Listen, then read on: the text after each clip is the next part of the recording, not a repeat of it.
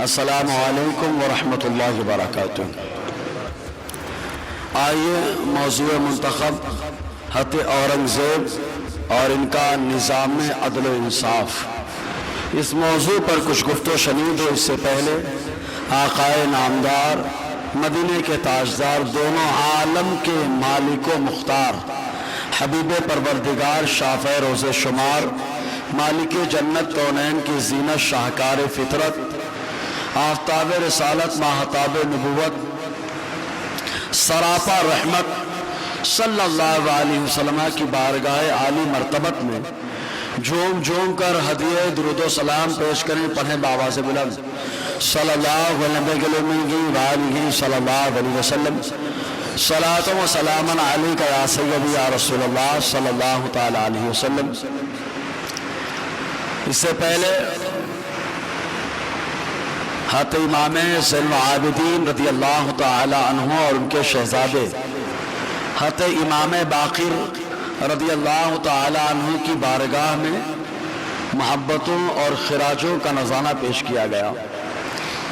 ابھی جو موضوع ہے حضرت اورنگزیب عالمگیر علیہ رحمت الرضوان، یہ خالی مسلمانوں کے اوپر ہی احسان کرنے والے نہیں، خالی علماء کے اوپر ہی احسان کرنے والے نہیں، یہ ایسے محسن ہیں جنہوں نے 49 سال ہندوستان میں حکومت کی تو ہندوستان کو سونے کی چڑیا بنا دیا۔ انہی کے دور میں ہندوستان سونے کی چڑیا بنا، اور ان کے نظام عدل و انصاف کا اندازہ اسی سے لگایا جائے کہ جو آدمی ظلم کرتا ہے وہ شرارت پہ آمادہ ہوتا ہے، تب جا کر کے آگے حکومت چلتی ہے۔ لیکن یہاں کا معاملہ تو ایسا ہے، 1-2 سال نہیں، 49 سال، اور رعایا کی تعداد تقریباً 16 کروڑ بتائی جاتی ہے۔ یہ حضرت اورنگزیب عالمگیر علیہ رحمت الرضوان کی حکومت کا انداز کہ 49 سال حکومت کی، 16 کروڑ پر مشتمل آبادی رہی، اور اس کے ساتھ ساتھ حکومت کی سرحدیں، آج تو تقسیم شدہ بھارت اور ہندوستان ہے، اس زمانے میں جو ہندوستان تھا وہ اکھنڈ تھا، اکھنڈ بھارت، غیر منقسم ہندوستان، جس کے معاملات اتنے مضبوط کہ آپ دیکھیں کابل سے لے کر کے چٹاگام جو بنگلہ دیش کا علاقہ ہے، وہاں تک حکومت کرنے والی واحد ذات حضرت اورنگزیب عالمگیر علیہ رحمت الرضوان کی ہے۔ زبردست حکومت کا انداز تھا اس زمانے میں۔ جن جن علاقوں میں آپ کی حکومت تھی، ہندوستان ہی نہیں، اس میں پاکستان بھی آتا ہے، افغانستان بھی آتا ہے، بنگلہ دیش بھی آتا ہے، ان تمام چیزوں پر، ان تمام علاقوں پر حکومت کرنے والی واحد ذات حضرت اورنگزیب عالمگیر علیہ رحمت الرضوان کی ہے۔ اور آپ کا نظام بڑا زبردست رہا ہے۔ انصاف کا تقاضا ہمیشہ شرعی اعتبار سے سب کو پرکھتے رہے، چاہے گھر کے لوگ ہوں چاہے باہر کے لوگ، سب کے لیے کسوٹی ایک تھی، اور وہ کسوٹی تھی مصطفیٰ کے دین کی کسوٹی، آقا علیہ السلام کی شریعت کی کسوٹی۔ حضرت اورنگزیب عالمگیر علیہ رحمت الرضوان کی ولادت کب ہوئی، آپ کے والد کون ہیں، والدہ کا نام کیا ہے، یہ بھی بتانا ضروری ہے۔ حضرت اورنگزیب عالمگیر علیہ رحمت الرضوان کی ذات ستودہ صفات پر کچھ روشنی ڈالی جائے۔ ایک بار اور برکت کے لیے درود پاک پڑھ لیں، صلی اللہ علیہ صلی اللہ علیہ وسلم، صلاۃ و سلام علیک یا سیدی یا رسول اللہ صلی اللہ تعالی علیہ وسلم۔ میرے مطالعے میں 3 محی الدین آئے، اور تینوں کی شخصیت زبردست رہی۔ ایک محی الدین حضور غوث پاک، اور غوث پاک کی شان سبحان اللہ، جس کی نظر لوح محفوظ پر ہو۔ تو ایک محی الدین حضور غوث پاک، اور دوسرے محی الدین وہ کہ جن کے والد نے حضور غوث پاک کی پیٹھ سے اپنی پیٹھ کو مس کیا، تو ان کے نصیبے میں اللہ نے اولاد دیا، وہ محی الدین جسے محی الدین ابن عربی کہا جاتا ہے، سید المکاشفین جنہیں اولاد علی رحمت الرضوان نے لکھا ہے۔ اور تیسرے محی الدین وہ ہیں جنہیں اورنگزیب عالمگیر علیہ رحمہ کہا جاتا ہے، اور ان کو محی الدین اور مجدد ملت کہنے والی ذات اعلیٰ حضرت کی ذات ہے۔ اعلیٰ ابھی جو نیا نسخہ ہے اس کے 14ویں حصے کو اٹھا کر کے دیکھیں، اعلیٰ تری رحمت الرضوان نے حضور حضرت اورنگزیب عالمگیر علیہ رحمت الرضوان کو فرمایا محی الدین والملہ، مطلب دین اور ملت کو زندہ کرنے والے۔ ابھی کیسے زندہ کی انشاءاللہ اس کی دوسری قسط میں آئے گا۔ کہتے ہیں اورنگزیب عالمگیر علیہ رحمت الرضوان اور ان کی پاسبانی شریعت، انشاءاللہ اس پہ گفتگو رہے گی۔ ایک بار درود پاک پڑھ لو، صلی اللہ علیہ صلی اللہ علیہ وسلم، صلاۃ و سلام علیک یا سیدی یا رسول اللہ صلی اللہ تعالی علیہ وسلم۔ والد کا نام شہاب الدین ہے، شہاب الدین محمد، اور لقب ملا تھا شاہ جہان، بڑے مشہور و معروف ہوئے۔ تاج محل کون نہیں جانتا، تاج محل انہی کی دین ہے، شاہ جہان۔ اور والدہ کا نام بانو بیگم تھا جو مشہور ہوئی تھی ممتاز محل کے نام سے۔ حضرت اورنگزیب عالمگیر علیہ رحمت الرضوان کے دادا جان جن کا نام جہانگیر تھا، جہانگیر جب جنگ کر کے واپس آ رہے تھے تو گجرات کا سرحدی علاقہ اور ایم پی جسے مالوا کا علاقہ، مالوا اور گجرات کے سرحدی علاقے پہ ایک جگہ ہے اس کا نام ہے دوحد، اسی مقام پر بروز ہفتہ یعنی سنیچر کو 15 ذی قعدہ 1027 ہجری میں حضرت اورنگزیب عالمگیر علیہ رحمت الرضوان کی ولادت ہوئی ہے۔ ان کی ولادت کا دور مجدد الفسانی علیہ رحمت الرضوان کے آخری مرحلے کا دور تھا جب حضرت اورنگزیب عالمگیر علیہ رحمت الرضوان پیدا ہوئے۔ یہی وجہ ہے کہ حضرت اورنگزیب عالمگیر علیہ رحمت الرضوان نے جن بزرگوں کی بارگاہ سے فیض حاصل کیا ان میں خواجہ معصوم نقشبندی ہیں جو حضور مجدد الفسانی کے شہزادے ہیں، جن کی بارگاہ سے حضرت اورنگزیب عالمگیر علیہ رحمت نے فیض حاصل کیا ہے، یعنی ان کے اوپر نقشبندی فیضان مکمل رہا ہے۔ بہت سی لوگ بولتے ہیں آپ نقشبندی فیضان رہا، نقشبندی فیضان۔ اور دولت آباد میں وصیت تدفین کی کر کے انہوں نے بتا دیا نقشبندی فیضان کے ساتھ ساتھ ہمارے اوپر چشتی رنگ بھی ہونا چاہیے، ہے نا، چشتی رنگ بھی ہونا چاہیے۔ اورنگزیب عالمگیر علیہ رحمت الرضوان تو مالوا اور گجرات کے سرحدی مقام پر جس کو دوحد کا مقام کہا جاتا ہے وہیں پر آپ کی ولادت ہوئی۔ یہ واحد مغل بادشاہ ہیں جو حافظ قرآن رہے۔ اچھا حافظ قرآن ہمارے یہاں تو بس بولے 20 سال 22 سال کے اندر اندر کر لو حفظ، جب ان کی عمر 42 سال کی ہوئی تھی تو اس عمر میں انہوں نے قرآن مکمل کا حفظ کیا تھا کہ 42 سال کی عمر میں حافظ قرآن بنے۔ عالم پہلے بن گئے، حافظ بعد میں بنے، سمجھے کہ نہیں آپ؟ تو حضرت اورنگزیب عالمگیر علیہ رحمت الرضوان ولادت ہوئی، چند لوگوں سے آپ نے فیض حاصل کیا، ان میں سے خواجہ معصوم نقشبندی سرہندی رحمت اللہ علیہ کی ذات جو مجدد الفسانی علیہ رحمت الرضوان کے شہزادے ہیں، یہ خود فرمایا کرتے تھے خواجہ معصوم نقشبندی رحمت اللہ علیہ کہ میں نے بادشاہ عالمگیر کے معاملات میں نظر کی ہے، ان کا ظاہر تو امور سلطنت میں مصروف رہتا ہے مگر ان کا باطن اللہ تعالیٰ کے ذکر میں مصروف رہتا ہے، یعنی ظاہر میں اللہ تبارک و تعالیٰ نے ان کو جو بادشاہت دی اس میں لگے رہتے ہیں لیکن باطن میں یہ اللہ تعالیٰ کا ذکر کرتے رہتے ہیں۔ ایک ولی کہہ رہا ہے اور ولی کو ولی پہچانتا ہے، ولی را ولی می شناست۔ اعلیٰ تری رحمت الرضوان نے حضرت اورنگزیب عالمگیر علیہ رحمت الرضوان کو مجدد بھی کہا ہے، اور مجدد کا اعلیٰ مجددین نمبر میں آپ کا ذکر ہے، آپ کے تجدیدی کارنامے کیا انشاءاللہ آئیں گے آگے۔ حضرت اورنگزیب عالمگیر علیہ رحمت الرضوان اب سوچے ولی کو ولی پہچانتا ہے۔ آج حضرت اورنگزیب عالمگیر پر بڑے اعتراض ہوتے ہیں کہ یہ معاملہ ہے، انہوں نے یہ کر دیا، انہوں نے وہ کر دیا۔ ہم کہتے ہیں جیسا آئینہ ہوتا ہے دنیا ویسی نظر آتی ہے، سفید آئینہ لگاؤ کلیئر نظر آئے گا۔ حضرت اورنگزیب عالمگیر علیہ رحمت الرضوان کی زندگی جو حکومت کی ہے 1-2 سال نہیں ہے، 49 سال حکومت ہے، 49 سال آپ نے حکومت کی اور غیروں نے خود آپ کی تعریف کی ہے۔ اس سلسلے میں ایک واقعہ میں اکثر سنانے کی بات کرتا ہوں لیکن رہ جاتا ہے، درود پاک سنا ہے تو سنا دوں۔ صلی اللہ علیہ صلی اللہ علیہ وسلم، صلاۃ و سلام علیک یا سیدی یا رسول اللہ صلی اللہ علیہ وسلم۔ کاشی جسے بنارس کہا جاتا ہے، وارانسی بھی کہتے ہیں، کاشی بھی کہتے ہیں اور بنارس بھی کہتے ہیں۔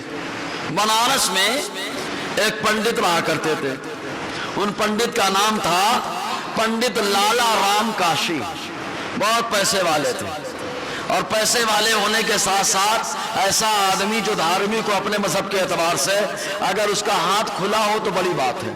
لوگوں کی مدد بھی خوب کرتے تھے. ان کے یہاں خالی ایک بیٹی تھی, کوئی اولاد نہ تھی. اس بیٹی کا نام تھا شکنتلا. بڑی حسین و جمیل, بڑی خوبصورت, اور اس کے حسن کے چرچے تھے چاروں طرف. بڑا ذکر چل رہا تھا شکنتلا کا. حسن کے چرچے. بادشاہ کی طرف سے جو وہاں کا وزیر و کوتوال مقرر کیا گیا اس کا نام تھا ابراہیم. نام تو بڑا اچھا تھا لیکن کام بڑے خراب تھے.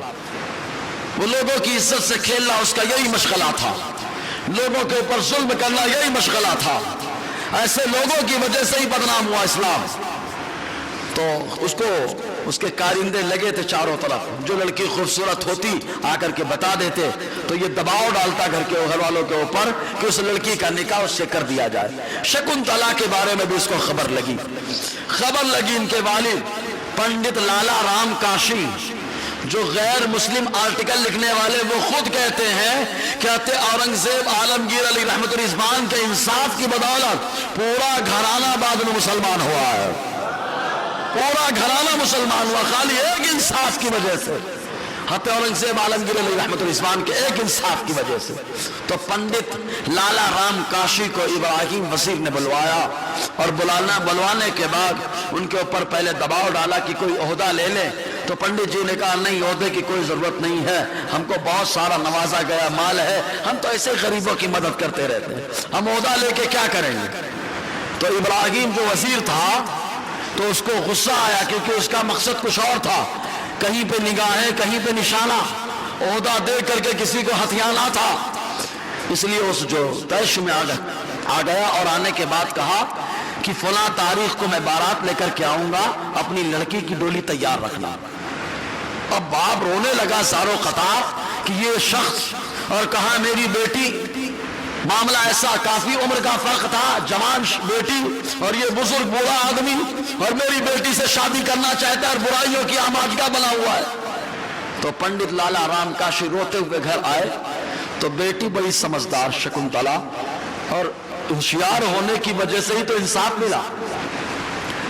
باپ سے کہا کہ آپ جائیے, ڈریے مت, وہ شادی کرنا چاہتا ہے, اس سے جا کے کہیے میری اکلوتی لڑکی ہے, جب ڈولی اس کی اٹھواؤں گا, اس کی شادی کراؤں گا تو خرچ خوب لگے گا, دھوم دھام سے شادی کریں گے, ہماری اکلوتی بیٹی ہے, سارے ارمان نکالیں گے, تو ہم کو کچھ مہلت دے دی جائے, کم سے کم 1 مہینے کی مہلت دے دی جائے. پنڈت لالا رام کاشی پہنچ گئے ابراہیم وزیر کے پاس اور کہا جا کر کے کہ کم سے کم ہم کو 1 مہینے کی مہلت دے دی جائے. جناب یہاں تو امید لگائے بیٹھے تھے کہ خوشی خوشی شادی ہو جائے تو کیا بات ہے. اس لیے جب انہوں نے سنا کہ مہلت مانگی جا رہی ہے تو کہا ٹھیک ہے, آپ کو 1 مہینے کی مہلت دی جاتی ہے. ادھر پنڈت لالا رام کاشی گھر پہنچے, بیٹی شکنتلا سے پوچھا کہ تمہارے دماغ میں چل کیا رہا ہے, کیونکہ تمہارے دماغ میں جو چل رہا ہے جب تک ہم کو آگاہ نہیں کرو گی بے چینی بڑھے گی. کہا ابا جیسا میں بولتی ویسا کرو آپ. کہا کیا؟ کہا ایک مغل شہزادے کا لباس مجھے لا کر کے دو, اس کے جیسا جو ہے, جو شہزادہ مغل بادشاہ کا بیٹا جو پہنتا ہے ویسا لباس مجھے لا کر کے دو. باپ نے انتظام کر دیا. بیٹی نے جو ہے باپ سے کہا میں دلی جا رہی ہوں, میں نے بہت سنا ہے کہ بادشاہ اورنگزیب عالمگیر بڑے انصاف پسند و دیندار ہے, ضرور وہ میری فریاد کو سنیں گے. زور سے یار, یہ دیکھو پنڈت کی بیٹی ہے, معلومات زیادہ ہے, اس لیے بولنے کی انصاف کریں گے. اب جن کی معلومات نہیں ہے, پیشاب پینے کا دعویٰ کرتا ہے, وہ کیا اس کے دماغ میں گوبر بھرا ہے, وہ کیا جانے گا حضرت اورنگزیب عالمگیر علیہ السلام کو, وہ کیا سمجھے گا ان کی ذات کو. بیٹی نے لباس پہنا, چہرہ ڈھک لیا, اکیلی دلی کے لیے بنارس سے چل پڑی. سفر کرتے کرتے کرتے کرتے جس دن پہنچی وہ دن جمعہ کا دن تھا. وہ دن جمعہ کا دن تھا. جمعہ میں حضرت اورنگزیب عالمگیر علی رحمت الرحمان دلی کی جامع مسجد میں نماز پڑھنے کے لیے تشریف لاتے, اور اس کے بعد نماز کے بعد لوگ اپنی اپنی چٹھی اور فریاد لکھ کر کے آپ کو پیش کرتے. آج چٹھی پڑھتے, اس کی جو فریاد ہوتی, جو کام ہوتا, وہیں پر اس کو مکمل کرنے کا حکم عطا فرما دیتے. لوگ لائن لگا کے جمعہ کے بعد کھڑے ہیں, لائن لگا کے کھڑے ہیں, زینہ اور 35 سے اتر رہے ہیں. حضرت औरंगजेब आलमगीर अलैहि रहमत रिजवान उतरते हुए जब आए, हर कोई अपनी फरियाद दे रहा था। ये शकुंतला जो मुगल बादशाह के लिबास में अपना चेहरे ढके हुए, अपना चेहरा ढके हुए खड़ी थी, और वो समझ रही कोई पहचानेगा नहीं, कोई पहचानेगा नहीं। अरे वो नहीं पहचानेगा जो जाहिर को देखता है, जो बातिन को देखता है वो बराबर पहचान लेता है। यही वजह कि सबसे किनारे आखिर में खड़ी थी। जब उसने अपनी पर्ची देने लगी तो हज़रत औरंगजेब आलमगीर अलैहि रहमा के बदन पर जो रुमाल था उसको हाथ पे रखा और रख करके पर्ची को जो है कपड़ा लगा के उठा लिया, कपड़ा लगा के उठा लिया। शकुंतला ने कहा, शेख जी आपने ये इंसाफ ना किया कि सबकी पर्चियों को आपने बगैर कपड़े को उठाया और मेरी पर्ची को कपड़ा लगा के उठाया। आपने फरमाया, बेटी हमारे इस्लाम में औरत को डायरेक्ट हाथ लगाने की इजाजत नहीं है, इसलिए हमने कपड़े के जरिए से तुम्हारी पर्ची को उठाया है।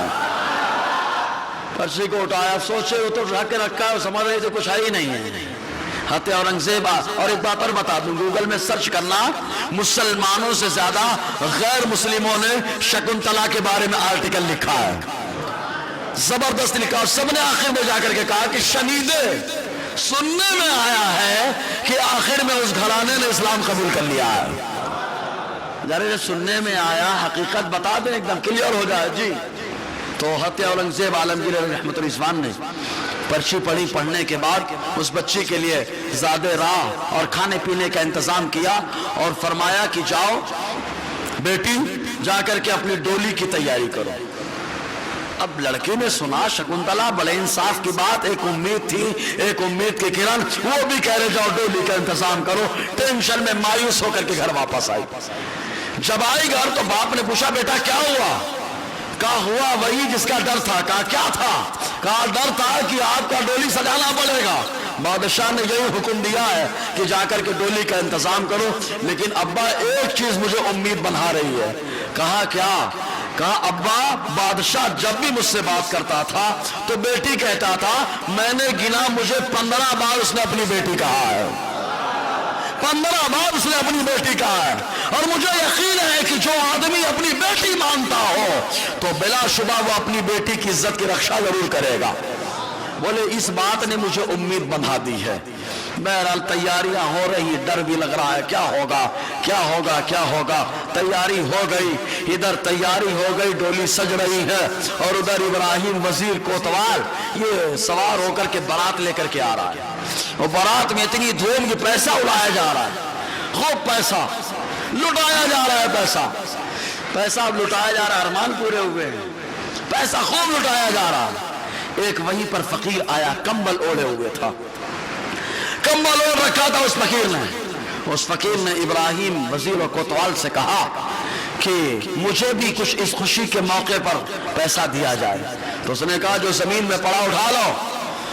तो उस कंबल पोश शख्स ने कहा नहीं, हम लोग जमीन से नहीं उठाते, ये खुशी का मौका है, तुम अपने हाथ से दो।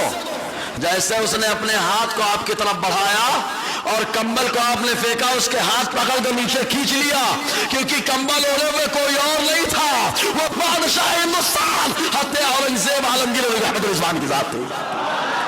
आपने कंबल को फेंक दिया, उस वजीर को नीचे खींच लिया और खींचने के बाद हुक्म दिया कि हम तुमको यहाँ की रियाया की आराम के लिए भेजा था, उनका ख्याल रखने के लिए भेजा था, तुम उनके ऊपर जुल्म कर रहे हो, अपनी अय्याशियों का सामान मुहैया कर रहे हो। आपने उसी वक्त हुक्म दिया कि 4 हाथियां लाई जाए, 4 हाथी रस्सा दोनों हाथों में, दोनों पैरों में बांधकर, हाथियों के पैरों में बांध करके अलग अलग मुखालिफ जो है उनको दौड़ाने का हुक्म दिया गया।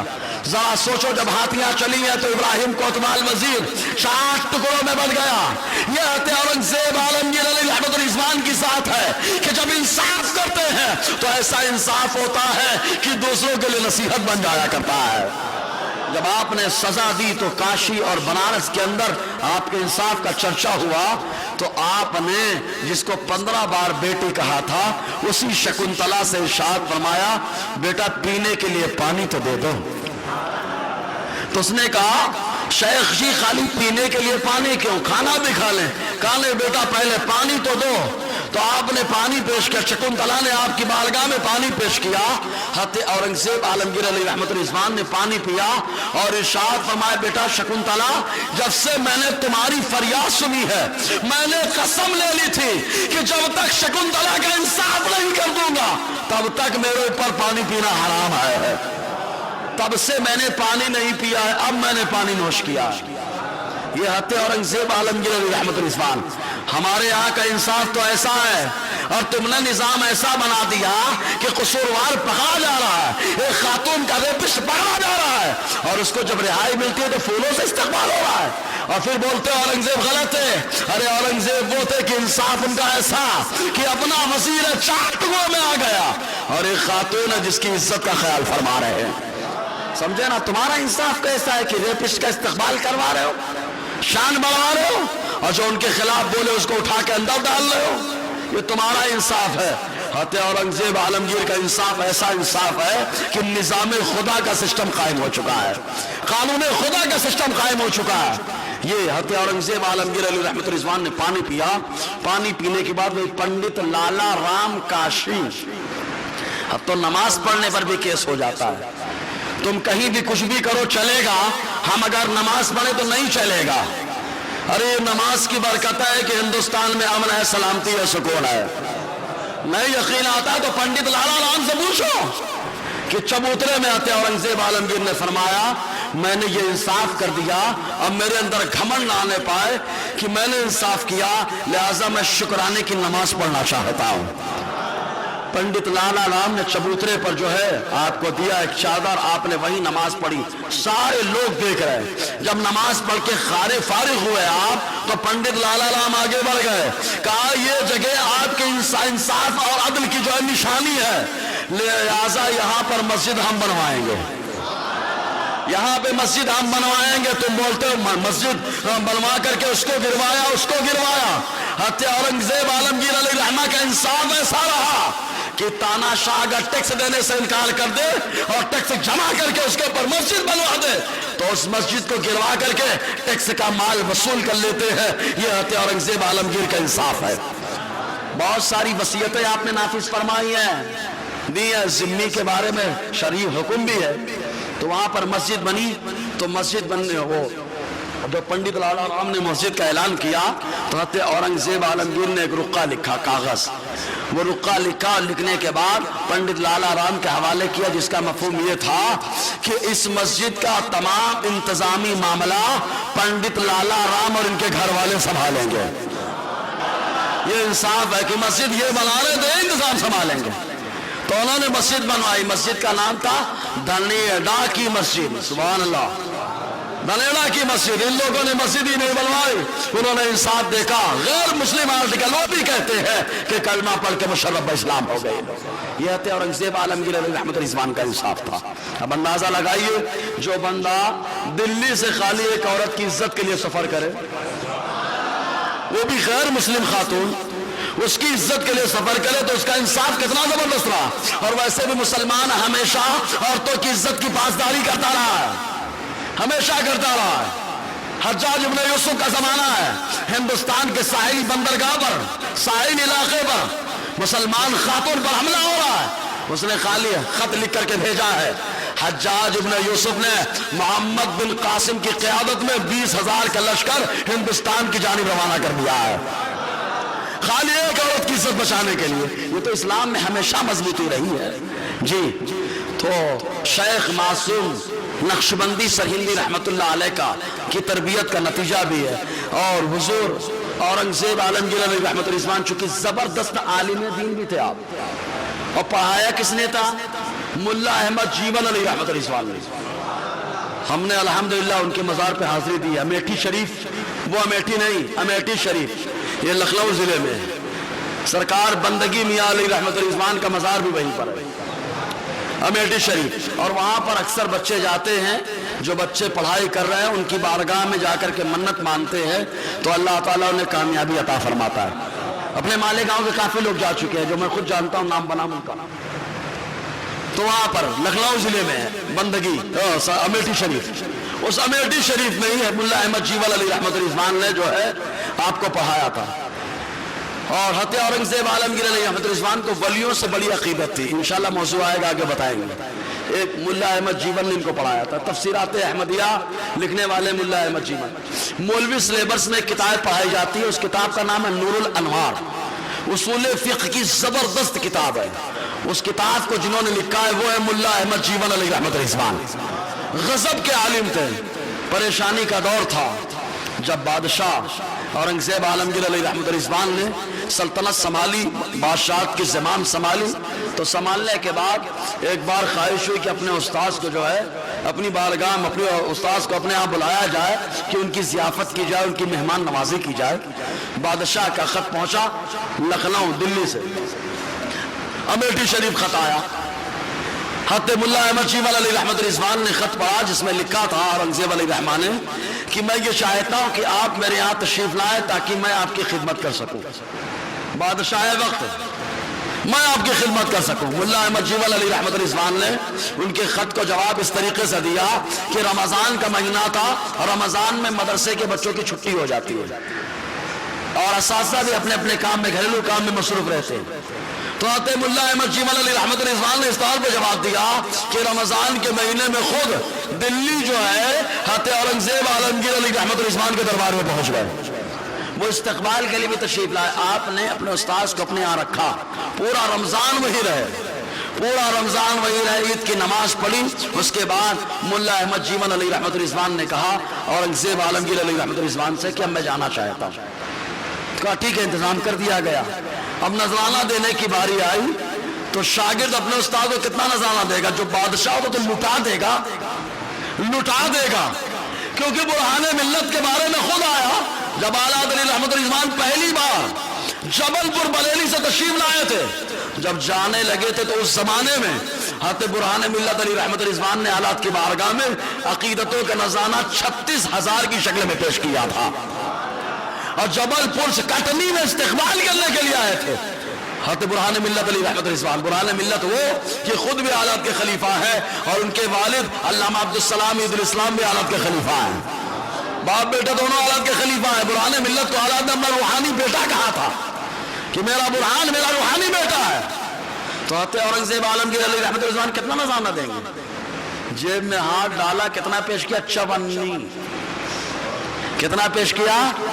54. آپ کو لگ رہا ہے بہت کم ہے, میں کہتا ہوں کم تو ہے لیکن بڑا دم ہے. 54 پیش کیا. 54 پیش کیا. ملا احمد جیون علیہ رحمۃ الرضوان آ گئے امیٹھی. ادھر آتے اورنگزیب علیہ رحمۃ الرضوان جو ہے سلطنت کے معاملات کے باغ ڈور کو سنبھالتے ہوئے جنگوں میں رہے. 14 سال دلی واپس نہ جا سکے. کتنے سال؟ 14 سال واپس نہیں گئے. جب 14 سال مکمل ہوا, 15ویں سال دلی پہنچے تو وہاں آپ کا جو وزیر تھا اس نے بتایا حضور سب سے ٹیکس لیا جاتا ہے تو آپ کے استاذ ملا احمد جیون علیہ رحمۃ الرضوان یہ تو بہت بڑے زمیندار ہو گئے, ان سے بھی ٹیکس لیا جائے. زور سے ابھی سمجھے نہیں آپ, ان سے بھی ٹیکس لیا جائے. 14 سالوں میں زمیندار ہو گئے. زمیندار یعنی بہت بڑے کاروباری, بہت زمین جائیداد والے. تو بادشاہ اورنگزیب عالمگیر علیہ رحمۃ الرضوان نے کہا پہلے تحقیق تو کی جائے معاملہ کیا ہے.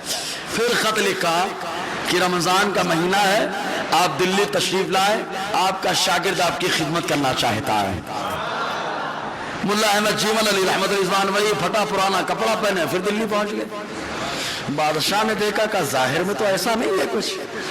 رہے رمضان بھر. رمضان کے بعد پھر عید کا معاملہ آیا. پھر جب جانے لگے تو حضرت اورنگزیب عالمگیر علیہ رحمۃ الرضوان چاہتے تھے کہ پوچھیں کوئی مناسب موقع دیکھ کر کے کہ کیا معاملہ ہے. انہوں نے پوچھا بھی نہیں.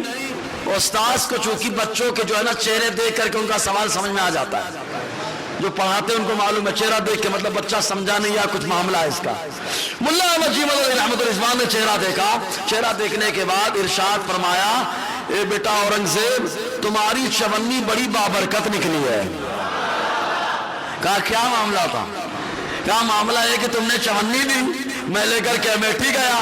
جب امیٹھی گیا تو میں نے اس سے کپاس روئی کی ایک بیج خریدی, اس کو بویا, اس سے کپاس نکلا, اس کو بیچا, پھر اس سے کیا ہزاروں لاکھوں اور کروڑوں میں کھیل رہا ہوں.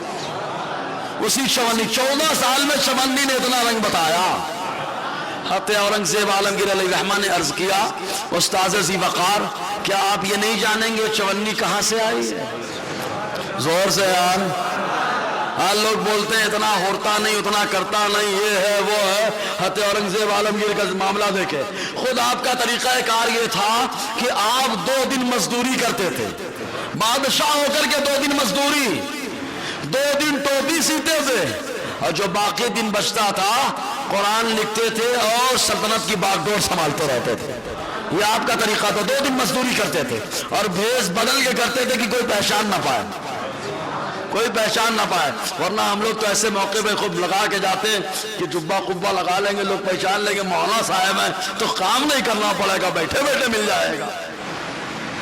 صحیح ہے کہ نہیں؟ لیکن وہ بھیس بدل کر کے جا رہے ہیں. تبھی تو چمنی میں اتنا کمال ہے کہ استاذ کے پاس اگر وہ چمنی جائے تو استاذ جن کے پاس کچھ نہیں ہے 14 سال میں استاذ کو کروڑ پتی بنا دے گے.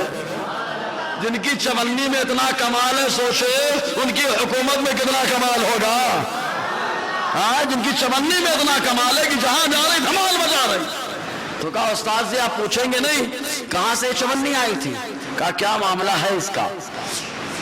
تو کہا آپ نے سپاہی کو بلا کر کے جاؤ, ایک شخص ہے چاندنی چوک پہ رہتا ہے اتم چند, اس کو بلا لاؤ اور اس سے بولنا کہ بہی کھاتا لے کر کے آئے, حساب والا رجسٹر لے کر کے آئے. جب سنا اس نے کہ اتم چند نے کہ حضور اورنگزیب عالمگیر نے بلایا تو پہلے تو گھبرایا. کوتوال اور سپاہی نے بتایا ڈرنے کی ضرورت نہیں, کچھ کام کے لیے بلایا. تو کھاتا لے کر کے پہنچا ڈرتے ہوئے, مائی باپ شیخ کرم. تو کہا یہ معاملہ نہیں, حساب بتائیے آپ. تو اس نے ہر تاریخ کا حساب بتانا شروع کر دیا. اس دن اتنا خرچ ہوا, اتنا آیا, اتنا خرچ ہوا, اتنا آیا.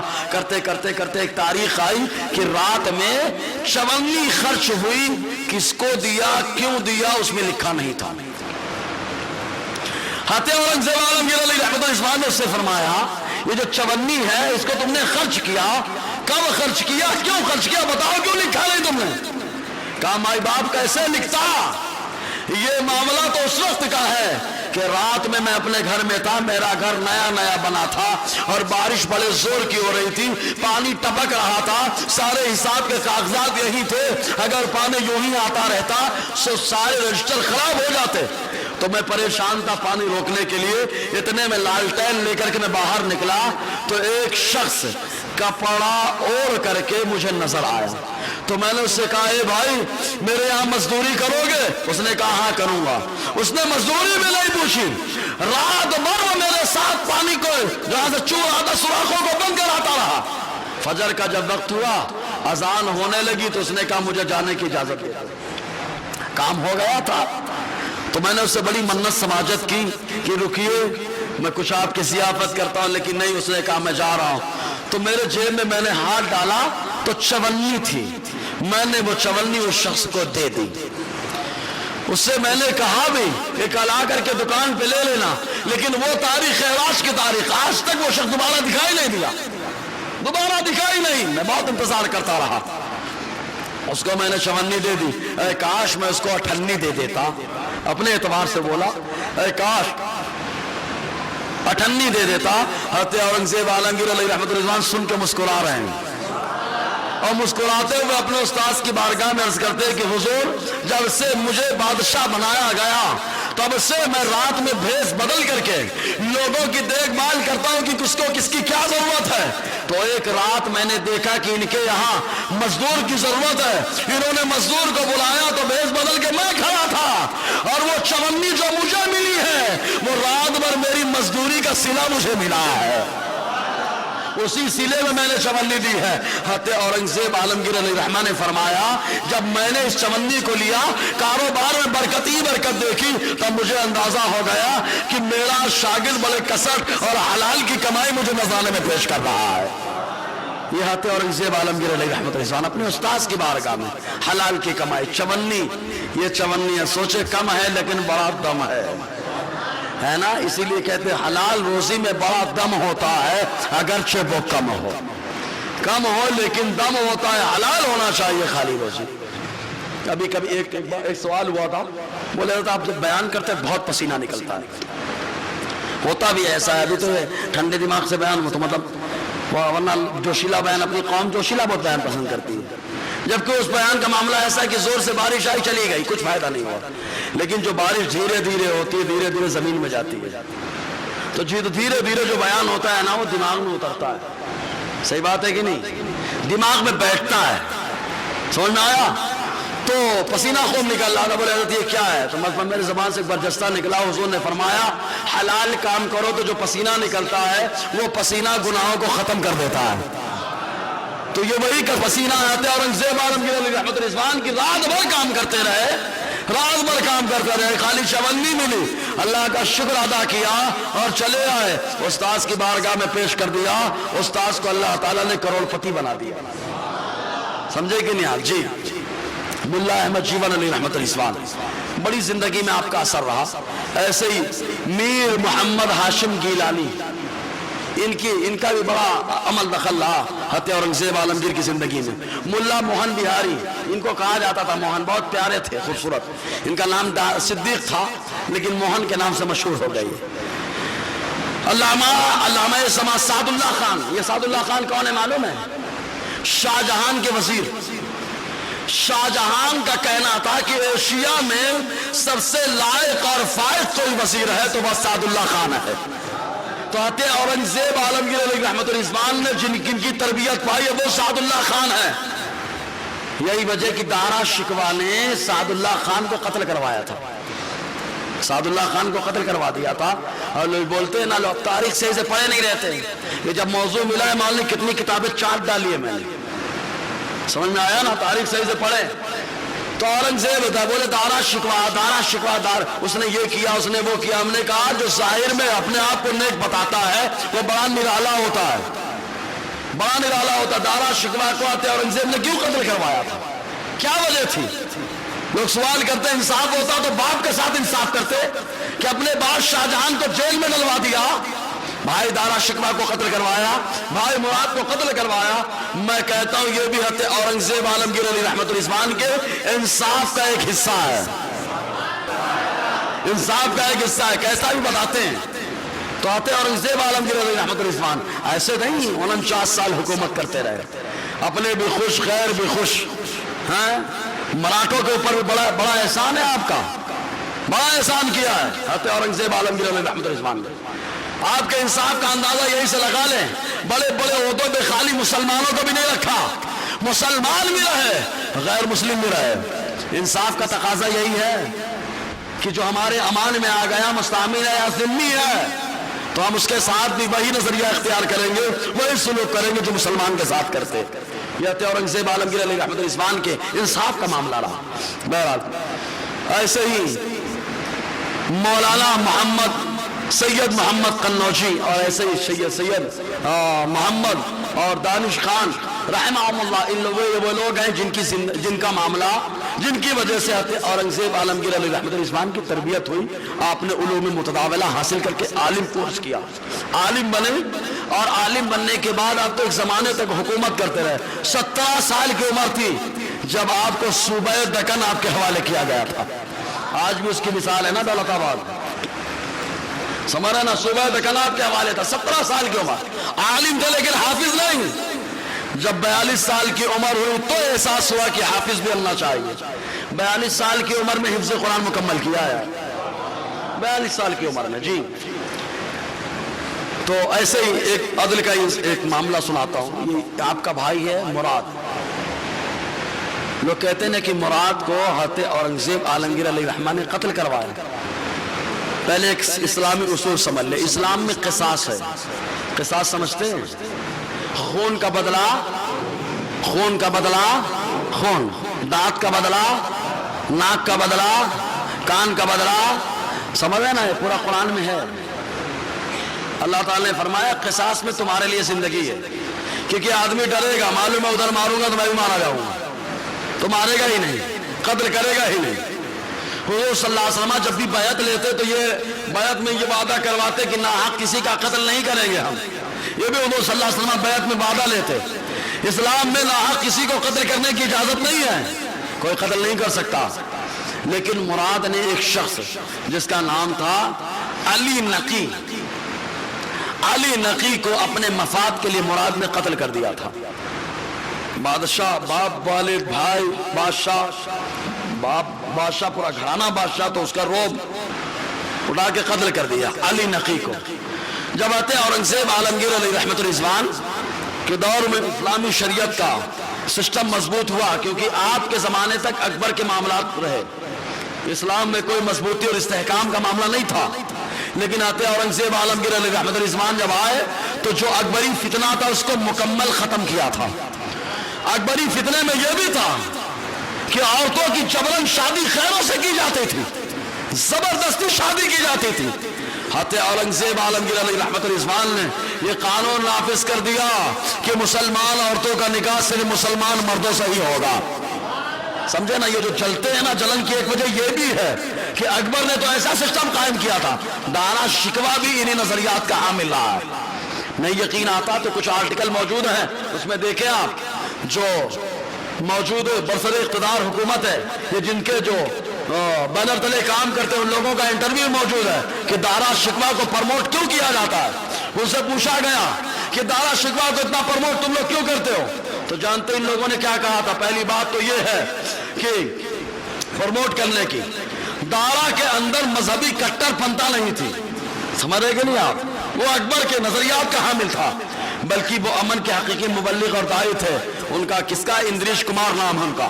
انہوں نے کہا دارا شکوہ ایک ایسے مہاپرش تھے جنہوں نے مختلف مذاہب کی کتابوں کا مطالعہ کر کے ان میں پائی جانے والی ایسی مشترکہ تعلیمات کو کھوجا جن سے عالمی سطح پر امن اور بھائی چارہ کیا ممکن ہو سکے.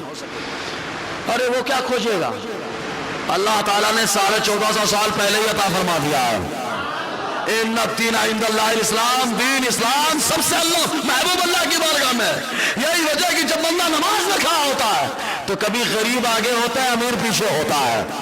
جہاں غریب کا قدم ہوتا ہے وہاں پر امیر کا سر ہوتا ہے. اس سے بڑا انصاف اور بھائی چارے کا سسٹم کہاں ملے گا یار؟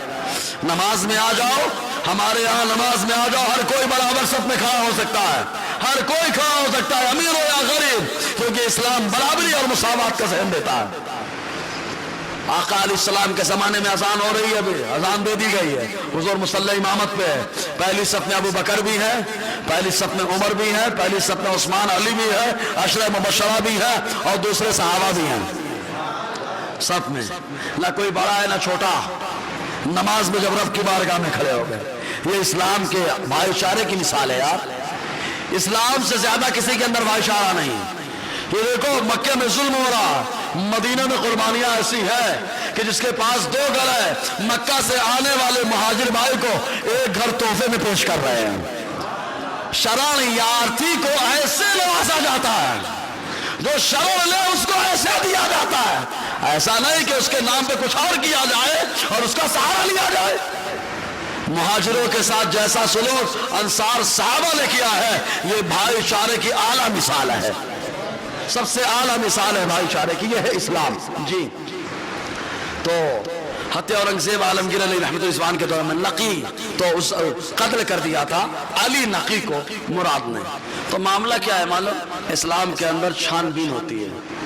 ڈائریکٹ کسی کو قتل نہیں کر دیا جاتا، یا ڈائریکٹ کسی پر جو ہے حکم نہیں لگا دیا جاتا جیسے آج کے مسلمان لگا رہے ہیں. تحقیق کرتے ہی نہیں، سن لیے الزام لگا دیے. دلیلیں ہونے کے باوجود بھی کبھی کبھی انسان نہیں مانتا ہے. یہ مسلمانوں کا حال ہو گیا. دلیلیں ہونے کے باوجود بھی حق نہیں بول پاتا، یہ حال ہو گیا مسلمانوں کا. جب یہ حال ہوگا تو پھر تو مصیبتیں تو بول بول کے آئیں گی، پھر تو کلیئر ہے آنا. آپ پڑھنا فتوح شام، اس کے اندر جو رومیوں کا زوال آیا، زوال کی وجہ کیا تھی؟ یہی وجہ تھی اسلامی تعلیمات سے. مطلب ان کے زمانے میں جو اسلامی تعلیمات تھیں حضرت عیسیٰ علیہ السلام کی، ان تعلیمات سے دور ہو گئے تھے، من مانی اور اپنی طبیعت کے حساب سے چل رہے تھے، تو ان کا زوال ہو گیا. اور صحابہ کرام کبھی طبیعت پہ نہیں چلے، جب بھی آگے بڑھے تو شریعت پر آگے بڑھے ہیں. یہی وجہ ہے کہ یہ دیکھو ایران کا بادشاہ کسرا ہے، اس کے محل کو، اس کے قلعے کو چاروں طرف سے گھیرا گیا، تیروں کی بارش ہو رہی ہے، समझाने के लिए हज़रत इयास इब्न कलम आशारी रदी अल्लाह तआला अन्हु ने हज़रत सलमान फारसी को भेजा, कहा जाओ ये फारस के लोग हैं, फारसी बोलते हैं, जाकर के आप इनको समझाओ।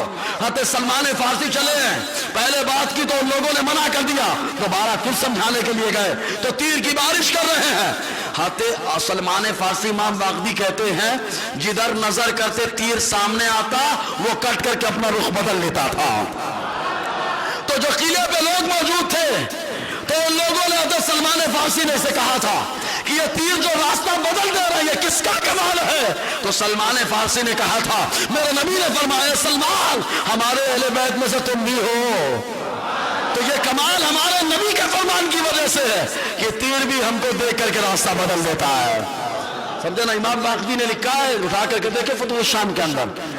तो ये इस्लाम का मामला है। तो इस्लाम में तहकीक होती है, पहले समझाया जाता है, फिर उसके बाद मामला आगे बढ़ता है। इसी तहकीक की एक कड़ी जो है कुरान सूरह बकरा में भी है।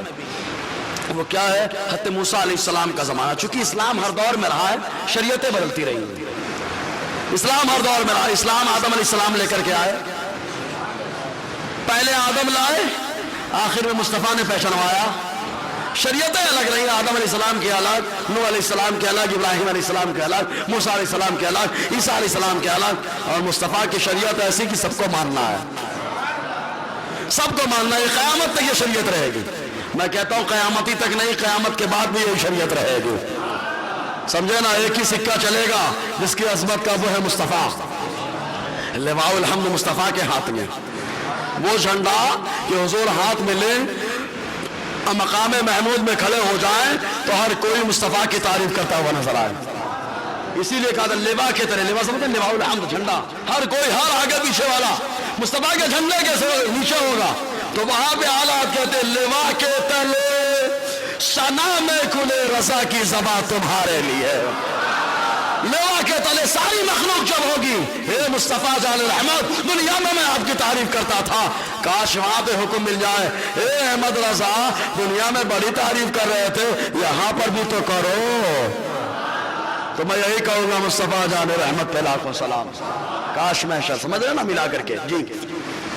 तो हुजूर की शरीयत इस्लाम हर दौर में रहा है, इस्लाम हर दौर में। तो हज़रत मूसा अलैहिस्सलाम के ज़माने में एक शख्स था, सूरह बकरा के अंदर है, पढ़ के कुरान की आयत बताऊं, वइज़ क़तलतुम नफ्सन फद्दारअतुम फ़ीहा है, वइज़ क़ाल मूसा लिक़ौमिही इन्नल्लाह यअमुरुकुम अन तज़बहू बक़रा क़ालू अतत्तख़िज़ुना हुज़वा क़ाल अऊज़ु बिल्लाहि अन अकूना मिनल जाहिलीन। उसके बाद पूरा वाक़या है, क्या मामला हुआ था मालूम। हज़रत मूसा अलैहिस्सलाम के ज़माने में एक शख्स था, उसका भाई बहुत पैसे वाला था और उसके चचा का लड़का उससे नफरत करता था, हे काश मेरा भाई मर जाए तो इसके आगे पीछे कोई नहीं है, सारी प्रॉपर्टी मोरी। हम लोगों में यही चल रहा है ना, सारी मोरी, समझे ना।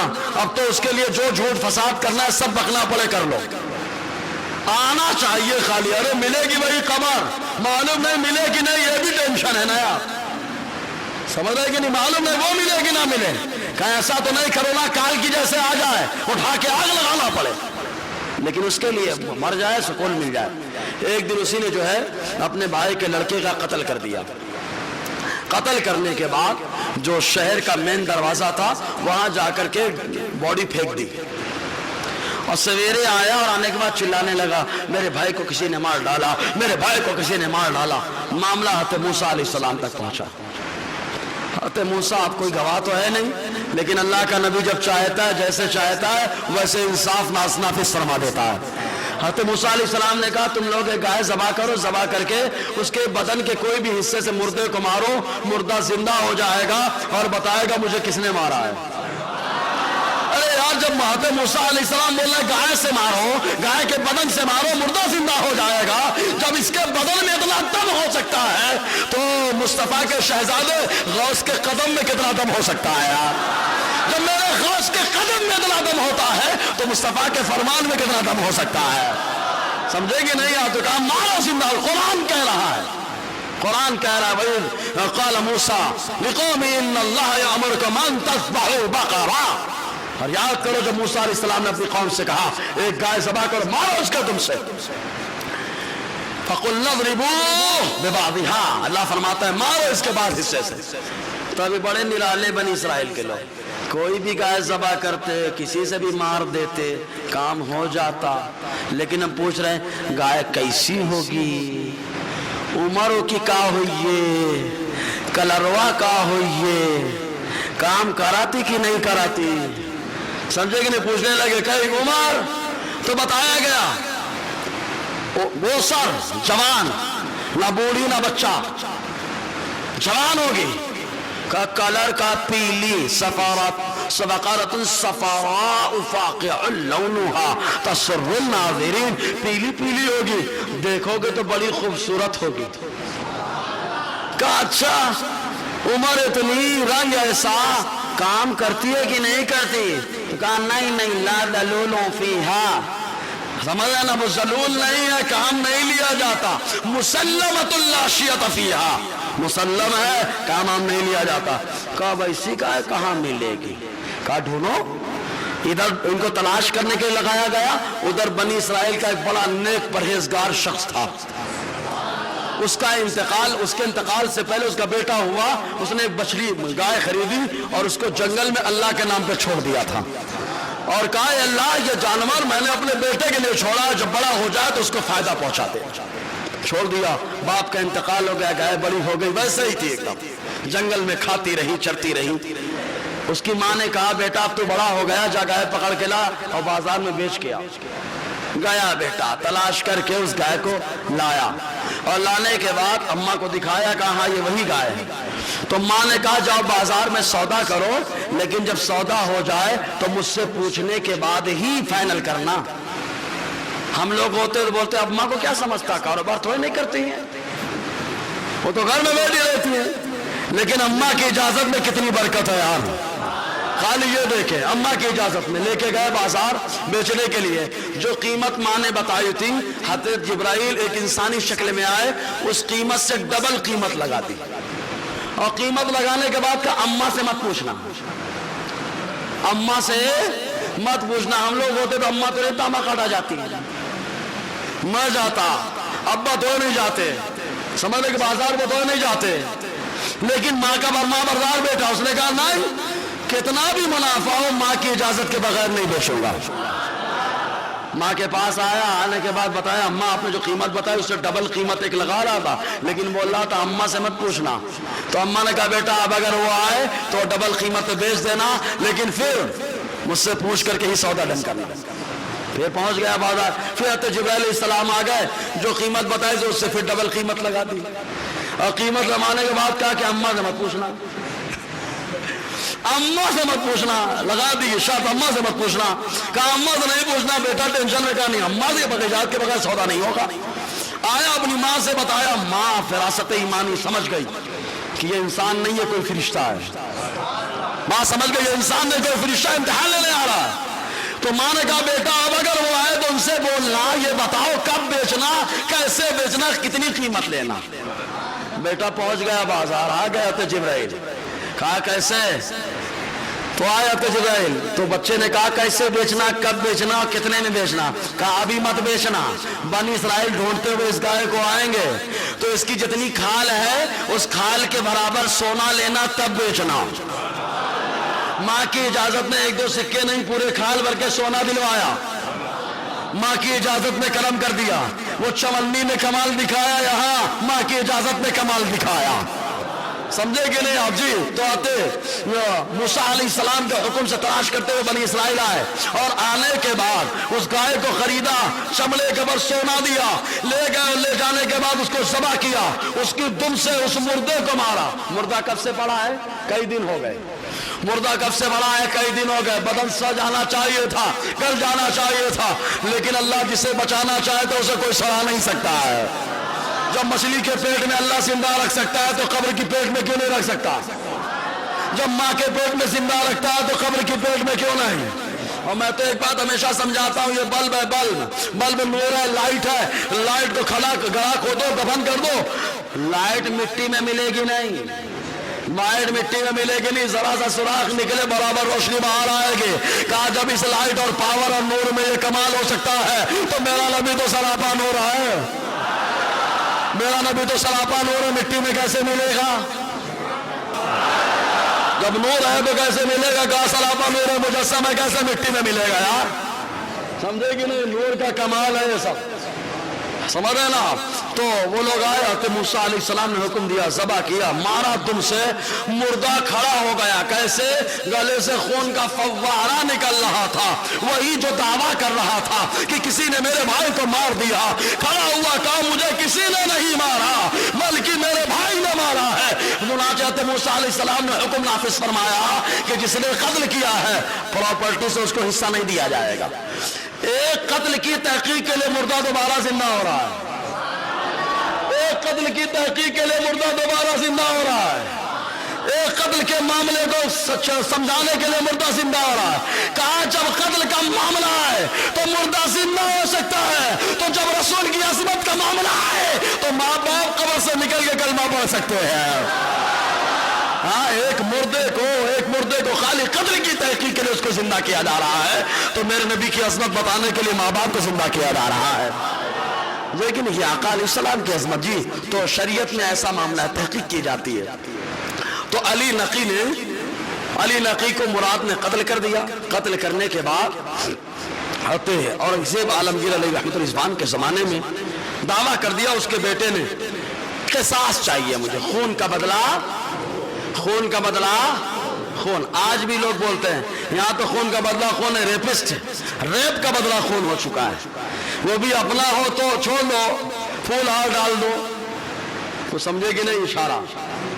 سمجھ رہے نا؟ بلقیس بانو، ہمارا ہے، اپنا ہے تو چھوڑ دو، دوسرا ہے تو اٹھا کر کے پھانسی پہ لٹکا دو، یہ قانون تمہارا، تم دو آنکھ سے دیکھتے ہو۔ لیکن مسلمان جب بھی بادشاہ بنتا ہے تو وہ دو آنکھ تو رکھتا ہے لیکن انصاف کی آنکھوں سے دیکھتا ہے۔ یہی ہوا جب بیٹے نے دعویٰ کر دیا، حضرت اورنگزیب عالمگیر علیہ رحمۃ الرضوان نے جو ہے مقدمہ چلانے کا حکم دیا۔ مقدمہ چلایا گیا، قاضی نے اس کو سمجھایا علی نقی کے بیٹے کو کہ خوبہاں پہ آپ راضی ہو جاؤ۔ خوبہاں مطلب خون کے بدلے میں کچھ اونٹ دیے جاتے ہیں، کچھ لے کر کے، جس کو بولتے ہیں لے کر کے معاملہ ختم کر لو۔ خوبہاں دیت، کہا دیت مان لو، کہا نہیں، میرے باپ کا قاتل قتل کیا جائے۔ حضرت اورنگزیب علیہ رحمۃ الرضوان نے قاضی کے اوپر کہا کہ آپ بولے دیت پہ کیسے راضی کر لینا، نہیں راضی ہوا تو آپ کی طرح تھوڑے نہیں کہ میرا بھائی اس لیے چھوڑ دیا جائے، یہ اسلام کا قانون ہے۔ آقا نے اسی کے بارے میں فرمایا اگر چوری کا معاملہ میری بیٹی فاطمہ سے ہو جائے تو بھی ہاتھ کاٹا جائے، جبکہ حضرت فاطمہ سے کچھ نہیں ہو سکتا کیونکہ اللہ تعالیٰ نے انہیں تو جنتی خواتین کا سردار بنا دیا ہے۔ لیکن مصطفیٰ نے بتایا کہ اسلام کا یہ نظریہ عدل ہے، حضرت عمر نے فرمایا اگر میرا بیٹا وہ بھی قتل کر دے تو عمر اس کی بھی گردن مار دے گا۔ یہ انصاف ہے۔ عبد الرحمن سے ابو بکر نے اس لیے تو کہا تھا کہ تم نے اپنا باپ سمجھ کے مجھے چھوڑا ہے، میں تم کو نہیں چھوڑتا کیونکہ تم دشمنان مصطفیٰ کے ساتھ مقابلے میں آئے تھے، ہے نا؟ تو حضرت اورنگزیب عالمگیر علیہ رحمۃ الرضوان نے حکم دیا کہ قصاص کے بدلے میں ان کو قتل کیا جائے۔ قتل کیا گیا تو علی نقی کا بیٹا پوری زندگی حضرت اورنگزیب عالمگیر علیہ رحمۃ الرضوان کے سامنے نہیں رہا۔ کیوں؟ حضرت اورنگزیب علیہ رحمۃ الرضوان اس کو کبھی دیکھے نہیں محبت سے، ہمیشہ اس کے عتاب کے شکار رہے کہ اس نے غلطی کر دی تھی، قتل کر دیا تھا، تجھے خوبہاں پہ راضی ہو جانا چاہیے تھا، تجھے دیت پہ راضی ہو جانا چاہیے تو معاملہ کلیئر ہو جائے۔ یہ حضرت اورنگزیب عالمگیر علیہ رحمہ کا انصاف ہے کہ جب شکنتلہ کی عزت کی بات آئی تو ابراہیم وزیر کو بھی چھڑوا کے پھڑا کے رکھ دیا، اور جب بات آئی علی نقی سے قصاص کا معاملہ تو عمر مراد جو بھائی تھا دارا شکوہ کے مقابلے میں ساتھ دیا تھا جس نے، تو برابر اس کو بھی قتل کرایا۔ یہ حضرت اورنگزیب عالمگیر علیہ رحمہ کا انصاف ہے۔ انشاءاللہ اور آگے گفتگو رہے گی، ہے نا؟ اللہ تعالیٰ کہنے سننے سے زیادہ عمل کی توفیق عطا فرمائے۔ اس میں ایک سوال آیا، مکڑی کو مارنے کے بارے میں حدیث مبارکہ میں کیا حکم آیا؟ ہمارے ہاں بولتے ہیں مکڑی نہیں مارنا چاہیے بابا، کبوتر کو بولے کبوتر ایک اچھی بات ہے، مکڑی مارنے کا کیا حکم ہے؟ ایذا دینے والے جانور کو مارنے کی شریعت نے اجازت دی ہے، اور مکڑی کا جالا تو یہ غربت کے اسباب میں سے ہے۔ مکڑی کا جالا فوراً صاف کیا جائے، نہیں یقین آتا تو حیات الحیوان اٹھا کر کے دیکھیں، علامہ الدینیری نے بہت شاندار اس پر گفتگو کی ہے، سمجھ رہے کہ نہیں؟ بہر اللہ تعالیٰ کہنے سننے سے زیادہ عمل کرنے کی توفیق عطا فرمائے. دوران گفتگو غیر شرعی کلمات نکلے ہوں. اچھا ایک سوال شاید دماغ میں ابھر رہا ہوگا کہ غار ثور میں مکڑی نے جالا بنا تھا, اس کا کیا؟ ارے یار تو کبھی کبھی اللہ تعالیٰ سانپ سے بھی کام لیتا ہے, تو کیا سانپ کو نہ مارے؟ ہاں سمجھ رہے کہ نہیں؟ سانپ سے بھی کام لیتا ہے. تو مکڑی نے جالا بنا وہ حکم ربی, لیکن جالا کو صاف کرنا یہ بھی حکم ربی. اس نے اللہ کے حکم سے جالا بنا, ہم اللہ کے حکم سے صاف کر رہے ہیں. سمجھے نا؟ دوران گفتگو غیر شرعی کلمات نکلے ہوں تو استغفر اللہ ربی الکذبات اشہد ان لا الہ الا اللہ واشہد ان محمدا عبدہ ورسولہ. السلام علیکم ورحمۃ اللہ.